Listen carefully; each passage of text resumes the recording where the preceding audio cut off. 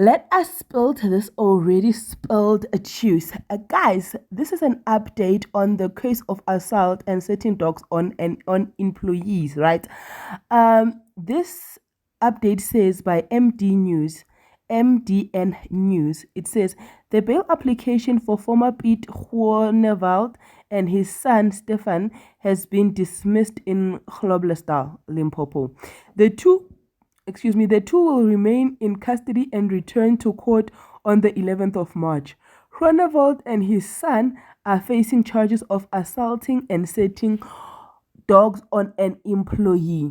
Now everybody is happy looking at the tweets that were said. Like a particular person said, those two should never see sunlight again because they're like, for me, he's saying that because it was done intentionally.